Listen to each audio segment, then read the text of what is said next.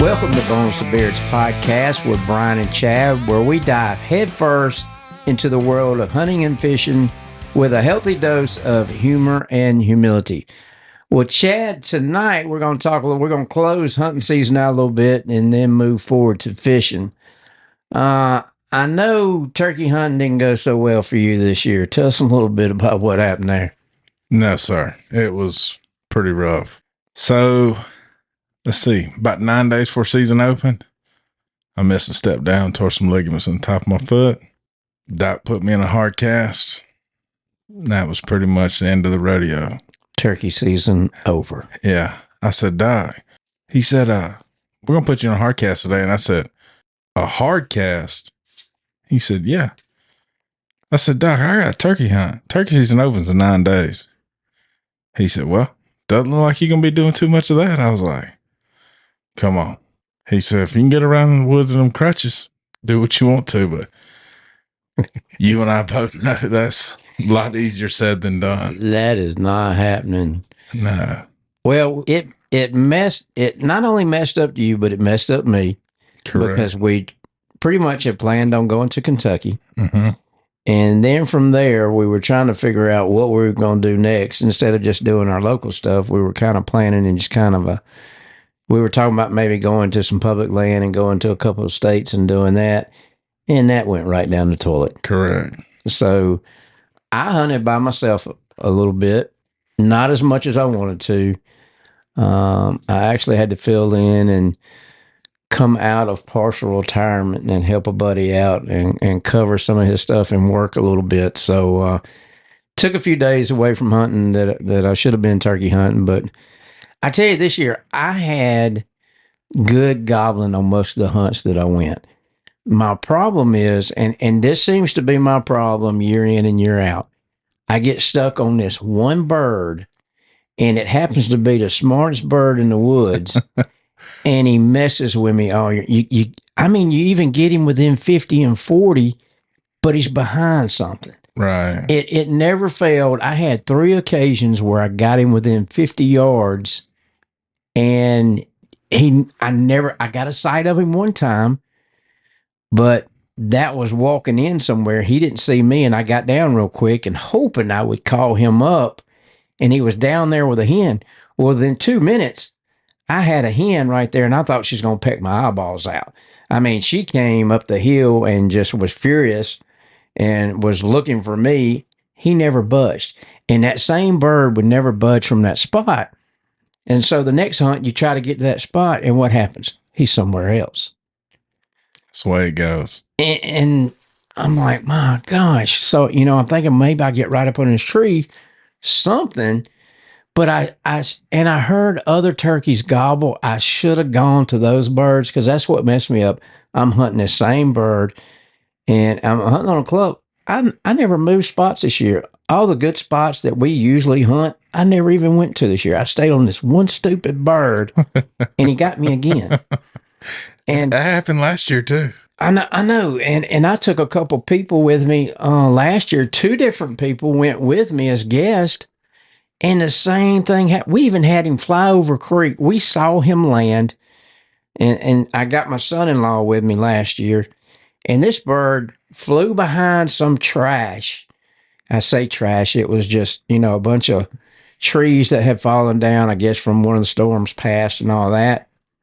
His gun is pointed on one side of the trash. My gun is pointed on the other side of the trash. The bird is gobbling his head off, never comes out on either side. And he just walked away finally. After he figured out we weren't going to come to him, he walked away finally. I guess straight perpendicular with all that trash, and we never could see him. That's crazy. And that's kind of the way it happened this year with that one bird. I mean, next year when I hunt the club, I know it's going to be different when we travel because we're traveling. Right. That is no doubt. We're traveling somewhere, multiple places. But when I hunt this bird at the club, I'm going to hunt different birds. I'm not going to get stuck on the same bird every time. No.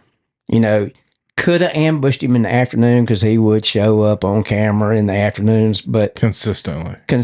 And I'm not deer hunting. No. I'm just not doing that. That's not fun. That's not fun. No. But you do like a challenge. Yeah, you do. I I do, but Dang. You know, it's what I really want to say. We might have to hit, when we check this podcast, there's a little button down there that says if we have explicit language, that bird may cause me to have to check that if I get crazy on this podcast. So, I mean, my gosh. I mean, even when I'm going to tell y'all a story. Chad wanted to go so bad this year. So I wind up taking him and I had to drive down to this spot and I drop him off. Well, I say I drop him off.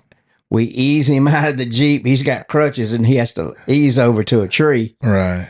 And so I pull back out of there. Chad is set up on a tree. I don't have to worry about him chasing the bird. He ain't going nowhere. No, not going anywhere. I'm stuck there. So I go around to the other side and you actually hear a bird. Mm-hmm. And different bird than I hear. Then all of a sudden I go, it's the same bird that I've been hunting. You're on one side of the swamp. I'm on the other. Right. This time I don't care if there's a 10-foot water moccasin. I'm going in the swamp. I'm going in this time. And I go straight in there. And I get within 40 or 50 again. And he is gobbling. You start hearing the same bird. You're on the other side of the swamp. Right. How many times he gobbled? Dude, I didn't count, but a lot. It had to be 200. He gobbled his head off. He gobbled from daylight till 8:30. Dude, there was a few times I thought he was right behind me. Like, I'm sitting there, I'm like, oh my God, he's right there. Like, I'm scared to even look around the other side of the tree behind me because he's going to be standing right there. And the same thing with me. I'm leaned up against this cypress tree down in the swamp. I got water to the left, but I've got a nice little opening and he's right there. And all he has to do, just like last time, come out from behind there, buddy. Just come on around to the right or the left, whichever way you want to go. And he's there. I'm not even calling anymore. I'm scratching leaves and he's gobbling his head off. 8:30 comes. This bird, and it's the same bird that I've been chasing all year long. So I'm sorry, he's either got to go to you, he's got to go to me. He's got to come to one of us on either side of the swamp. Right. No. And both of us are thinking this bird is on the ground. This bird is still in the tree at 8:30. I had no idea. Me either. He can't see me, but he gets so ticked off that the hen, which is me over there, doesn't come right under his tree. He flies right off. He flies right over my head. I know. It's crazy. If there wouldn't have been canopy there, I'd have dove hunted him because I was going to shoot.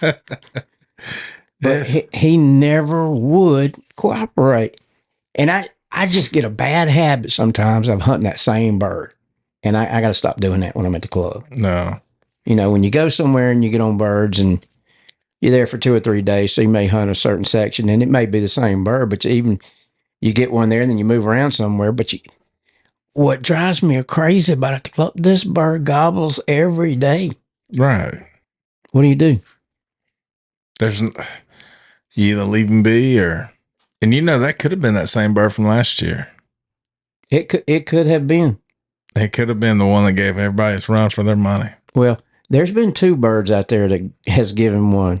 There's been one on that 22 section that for 3 years, I know one guy in our club has hunted him consistently. Right. And he still can't get him. Right. Granted, he's killed some other birds out there. He was smarter than me. He left that bird alone a few times and went somewhere else and killed one. Not me. I'm going to stay right there on that old bird that ain't no telling how old that bird is. Explicit button. That's right. I need to hit it.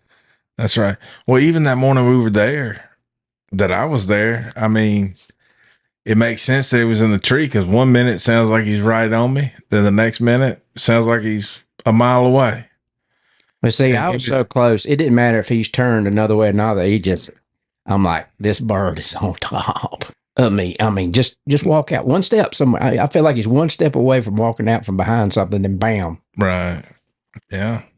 Not going to do it. That's frustrating. It's frustrating you or your foot because you messed up some turkey hunting for both of us. I know. Because people don't realize how much we really hunt together. Yeah. Even if it's not together, we may kind of do some things in the same section area and try to do things, but we're not always sitting together, but our plan is always together. Hey, one of us is going to get it. Right. Right. We're gonna ambush it. We're gonna do whatever we Somebody's gonna get it. Yeah. Right. Not this year. No, I screwed the pooch on that one. Well, our turkey calls this year, we did a good job with our turkey calls this year. We sold a pretty good bit of turkey calls. We sold a lot of turkey calls in some stores. We also sold some individually. I've got some orders that I'm finishing up right now. I know some people have ordered some things for Father's Day. So I'm putting some pictures in there, and I should finish up a couple of those this week, and that should about do it. Except, so if anyone wants one, it may be too late for Father's Day by the time you hear this. But if you've got a bird that you killed and you want a picture in it, or you want to put your feathers in it, that's what I was going to say. You know, the one thing we did a lot of this year was feathers. Yeah, we had a lot of people wanting us to put their feathers in a call. You know, instead of getting it taxidermy, that's one way they can remember their call and they can actually use it. Right. So if you got feathers and you want a call made, we'd be more than happy to put that together for you. Yeah. So we still can do that. It just may not be ready for Father's Day. And I got 2 more that I'm finishing up for Father's Day right now, but they should be done this week. But yeah, if you've got some feathers and you want your own feathers in a crystal call, we've even got probably about maybe 6 more zebra wood calls that we've cut. Maybe that many. I don't know. It ain't many. So we're about out. So if you want some, we've got about 5 or 6 of those left, and that's going to close us out for this year. Then we'll start cutting them again for next season, and we'll start working on grunt calls. So it'll be that time again. So grunt call. I mean, we've really sold out of grunt calls every year, so that's done pretty well. So, and we also make those out of zebra wood. So that's done well. We also we do have some of our hats, and we've got some T-shirts, and some long sleeve shirts. What is it? What type of shirt is that? No, dry fit shirt. Yeah, it's a SPF 50 long sleeve dry fit. So we got some of those. We've kind of moved into going into the fishing part of it. So we kind of our stuff for this summer. You know, we've got 3 different hats with some different colors. We got a fish camo that's got some of the fish kind of light blues and grays and little, I don't know, just different shades of blue camo type thing. So we have some of those. We've got some light blue and some dark blue hats with some gray backing on the back of those. So those look pretty good. And they've got our new redfish logo that we've got on there that still has our bones to beards on there, but we've got a sublimated patch now with that redfish tail on there. The hats look phenomenal. Yeah, they did a good job on them. So we have a few of those left. So if you want to go check those out, it's Sweet Home Coffee in Robertsdale. We have some in there, or you can get in touch with us. We can get you one also. So just you can message one of us or do something. We can get you one of those hats too if you would like one.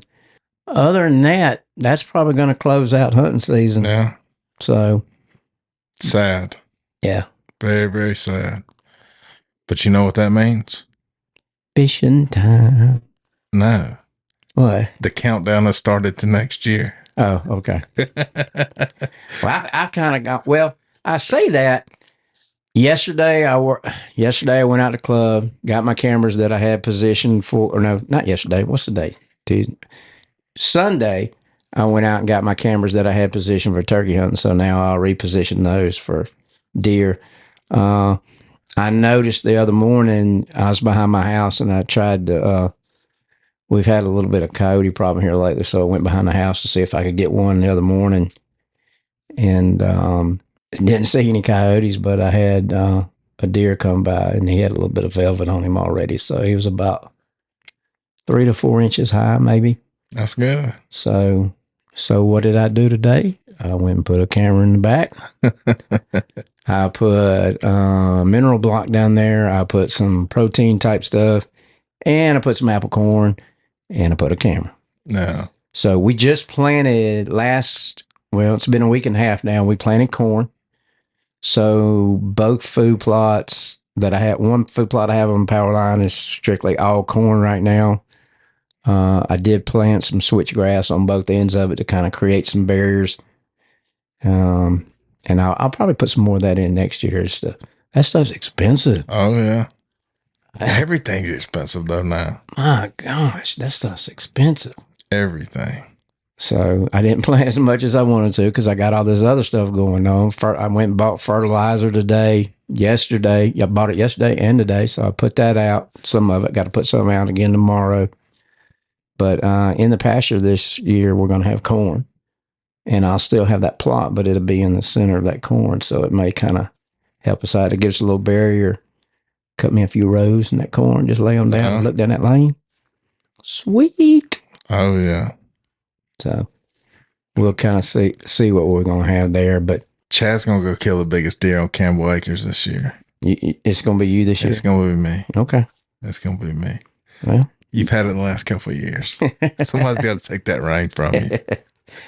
It's been fun. Now it's a whole different thing to actually kill one on your own property. Oh yeah. And my trees are coming along. I planted those longleaf trees. I got a few that are, I planted them 2 years ago, and they're still on. I got a few. I even got one that's 2 feet high. So it is in the old bristle brush stage. So it shot up, and there's a lot of growth around it. Next year, I'm probably going to have to set it on fire and kind of, that'll kick it into gear. That'll kick it into gear. But you got to do that with those long leaves at about year 2 or year 3. So I'm going to do it next year. So that'll be year 3 on it. So hopefully that'll get better. Kick those in overdrive. And I'm telling you what, we've got quail out there right now. The dove galore. We've already planted dove fields. My uncle's done that. So right now we've got corn, plenty of sunflower, and I'm sure there's millet in there too. So those all are planted there. So dove season will be next. That's it. We got to fish before then, though. Oh yeah. Let's talk a little bit of fishing because we've actually fished a little bit here in the last month or so. Yeah, we've done more fishing in the last few weeks than we did all of last summer. All of last summer. Whose fault's that? I don't know. Probably both of ours. Yeah, we entered a tournament to try to catch a tag redfish to win us a boat. We were all excited. We went to all these different meetings and registered for all that stuff. We were excited about it. And neither one of us. We didn't even fish one time once the tournament started and ended. Hey, you know what's going to happen? We're going to catch it this year. We're going to catch one this year. Yeah. I almost paid for the tournament the other night before we went fishing. I said, sure enough, I don't pay for that. I'm going to catch one. Yeah. And that's what's going to happen. That's going to be some Campbell or Eubanks luck. Eubanks luck. We're going to catch a tag fish. I call it the Eubanks luck. Well, let's talk a little bit about speck fishing and red fishing. I've been 3 times already. Mm-hmm. First time I took my son-in-law, Tanner, out. He'd never been speck fishing, so he had wanted to go, and I talked him into going at a different time, and it's a good thing we did. He wanted to go that night and fish the lights, and really the tide really wasn't right for it. So I kind of teaching him kind of what you really want for that. And, what really wasn't a lot of movement that night. So make sure we had some water movement. I said, well, hey, let's go about 3:30 in the morning and fish the lights a little bit. Then when it hits daylight, kind of come off of that and go to one of those reefs. And that plan worked out. Yeah. Y'all did good. Yeah. Yeah. And we had some nice specs too. The only thing, like I said, this was his first time around and we used his boat. He forgot the net. So the first 2 or 3 fish, he's a big bass fisherman and catfish. He does a lot of freshwater fishing, and this is really the first time he's done this, and he lost the first 2 or 3, and they were good ones too. I mean, I know the first 2 were over 20 inches, so yeah, that's a good speckled trout. Oh yeah. So I had to teach him how to keep it away from the boat, and since we didn't have a net, I had to use that. When they get about 5 feet from the boat, how to sling those jokers in there, and get them up and over without. And as soon as you get them over the boat, they fall off. Yeah, every time. So, but man, we've had many mistakes, so we know that. Yeah, I can't be too hard on him because we've done the same thing when we first started out doing that. But I love it. The thing is, though, I haven't caught a redfish yet. Yeah. And usually, if I'm fishing a dock or a pier, I'll catch a redfish. But I have not caught a redfish yet. So, I hadn't either. so we need to make sure we do that. But like I'm saying, if we don't enter the tournament, sure, the one redfish we're going to catch is going to be tagged. Oh, yeah. Well, we're Uh, going to catch more than one, but I hope so. we, But I hope he ain't tagged. maybe we just join. Maybe we join the tournament again, even though we join it late, because it goes you all have the to way. Labor Day. Yeah, it goes from Memorial Day to Labor Day, so we got a chance. We need to join Yeah. if we really go near some piers and docks and stuff, or if we head to Three Rivers, we better join Oh, yeah. because I'm probably gonna catch one there, Probably. and he's probably gonna have a big old tag and big blue tag. Mm. Well, I also went after that fishing trip. All the women had something um, up where he was from. So my wife and all my daughters, they were up there for Meredith, and they had a little shindig for her for getting married to Tanner. And Tanner and I went freshwater fishing. Well, I've bass fished and saltwater. I mean, catfished and brim fished all my life up in the Delta. But we were on the Alabama River around Selma, and the bass fishing is totally different. Totally different. He was telling me all the time out there, and say, "Well, hey, you gonna bounce it off the wall and let it slide down off the wall, and just kind of let it sit there, then slow retrieve. Then once you get it close to the boat, it's over with." And I'm like, "What's he talking about? Wall?" Well, I found out real quick. So where we wound up, and it was crazy. Where we were fishing on Alabama was the same place that we used to uh, go hunting all the time in Selma, Yeah. where we'd always have that coach's retreat and always go up there and hunt up there. And it was right there on the river. That was the same. I could look up and see where there used to be a stand up there on one top of those cliffs. Yeah. Crazy. But he wore me out. I caught some bass. I finally caught some bass after I figured out how to do it. I got him on the biggest catfish though, so I got me a big old catfish, almost 10 pounds. So, but the next thing we have kind of, and I say gotten into, my dad used to flounder gig all the time when I was a little kid. I remember him waking me up. It seemed like he was waking me up at midnight or something. It probably as a little kid, it was probably like 10 o'clock, Mm-hmm. because I was already in bed. So he's going to take me gigging. So I love doing that. That was fun. And then they moved to the net thing, and then it became work and it wasn't so fun. So Chad and I have gone really kind of gotten back into getting into flounder gigging here lately. Yeah. Tell us a little bit about how we doing that. Well, first thing we did was we made us some lights. Then we invested in a good gig. Yeah. So that's We've had a not so good gig. And they break on you. And tell us about how that broke last year. On that we went on a Jubilee. Yep. And you stabbed a big old slab and picked it up, and the gig snapped in half. Mm-hmm. It's just pain in the butt. But what was that, a one prong or a two prong? Two. Two. It didn't have any barbs though. Yeah. But that wasn't the problem. The problem was probably the pole. It was the pole. The pole. It wasn't the prong or the actual gig. It was the pole that it was made out of. Now we got these big old bamboo poles. Yeah. They ain't gonna break. But we've actually had some success flounder gigging. Right. Well, I kind of, I talked to my dad again. I kind of knew kind of what to do, but he kind of refreshed me on, hey, some of the things you got to do, especially. And I know people will flounder gig on any type of tide. That I know, because I know that are a lot of charters and stuff like that. They got customers every night, so they're gigging where there's low tide or high tide. But they kind of do that for a living, so they know exactly where to go and what to do. And we're just kind of it's totally different than what it was when I was a kid. As a kid, we're down there, at Terry Cove and all. There's nothing down there but sandy beaches. Right. There's a few houses and a few piers, but there's no businesses. There's no, channels dug where boats can come in and out. And now you got all this boat storage places and marinas down there. All that stuff's gone.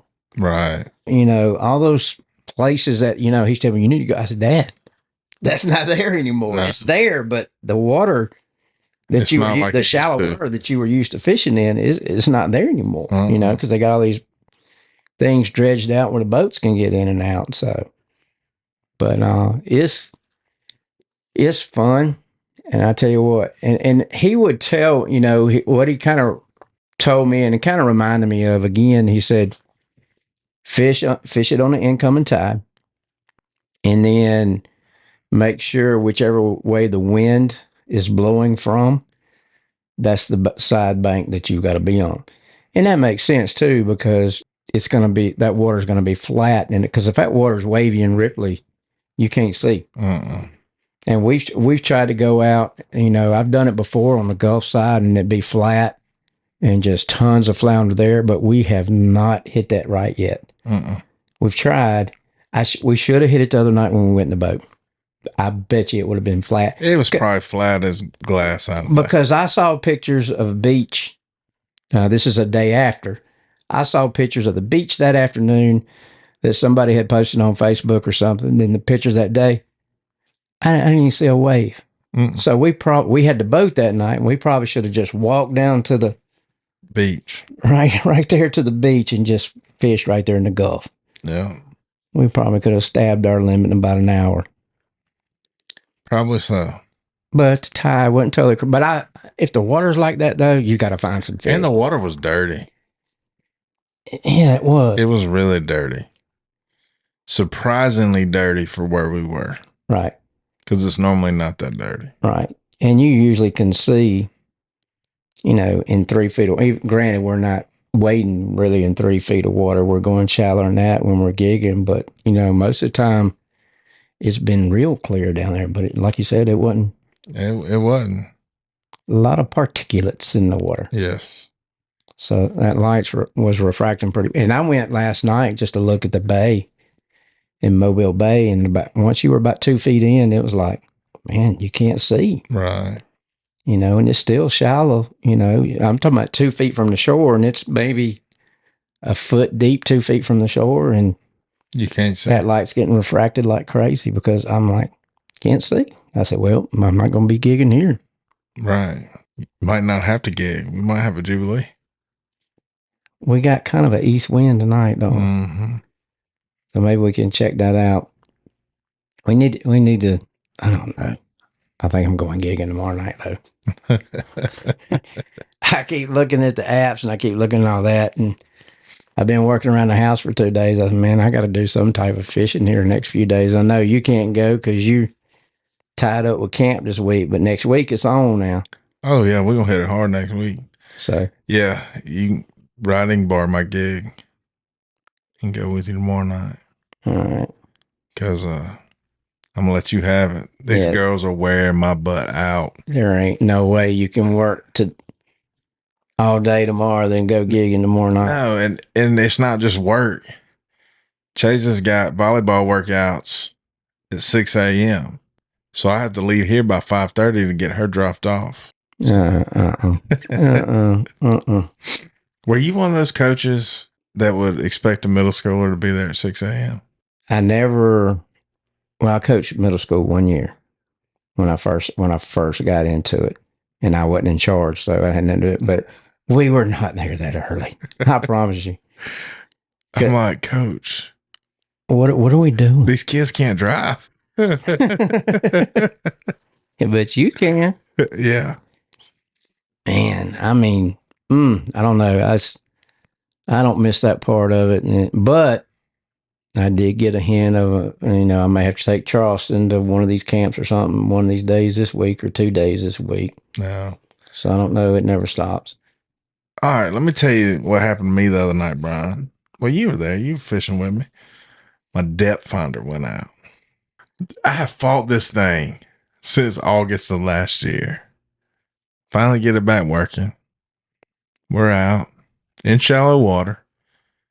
Quits working again. And that's the problem too, where we are. You needed to know where that shallow water was. Correct, because it's going to hit you in no time. Yeah. You go 3 feet and it's no water. Right. So order me a new one. Get it. It's broken.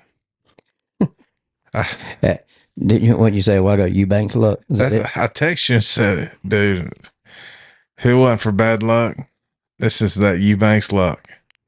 It's you need to keep that stuff over there. I know that.